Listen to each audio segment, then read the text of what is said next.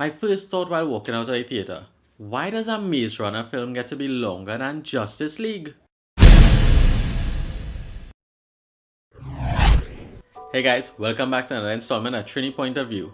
I've always been a fan of the Maze Runner franchise. The first film really entertained me, and we have to keep in mind that this franchise started its run in the peak of the teenage-led franchises. I mean, it's no film belonging to the MCU or Lord of the Rings quality, but all three films have been quite entertaining, and the main reason I think people are returning to these films has to be the cast. Leading the way has to be one of the most talented actors in Hollywood right now, and that's Dylan O'Brien. I can't say enough about this guy. Every scene and action sequence that he ends, you see him giving his all. We also see the return of Gally, Minnow, Newt, Frypan, and Teresa, all who gave great performances. For instance, there was this one scene with Newt and Thomas where we see Newt turning and eventually dying, which was such a tragic and emotional scene. So if you ever doubted Thomas Sangster's ability to act, you were proven wrong in this one scene. Some major highlights of the film has to be the editing and sound effects. Most action sequences were top notch, and coupled with the score of the film, and as I just mentioned, the sound effects, I can safely say that this was a really captivating film. A couple negatives now.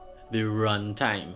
Wow, it took us a while to get to that third act. And then there was Aidan Gillen's character Jansen, who I really thought wasn't all that great of a villain. Like, was killing everyone really such a good idea, especially when you had Thomas who was willing to make more of the cure. I just didn't see the point, but you know what, maybe the disease was in his system long enough that he probably started to go mad. Overall, I enjoyed all three installments of the Maze Runner, and I mainly attribute that to Dylan O'Brien's acting. My score for the Death Cure is a solid, and I say solid, 7.5 out of 10. As entertaining as it wasn't great. It certainly was a great ending to the franchise, but let's say it maintained its level of entertainment of the first two films, and that definitely isn't a bad thing. Alright guys, thanks for checking out another installment of Trini Point of View. Remember to hit me a thumbs up, comment down below on your thoughts on Maze Runner The Death Cure and the Maze Runner franchise on the whole.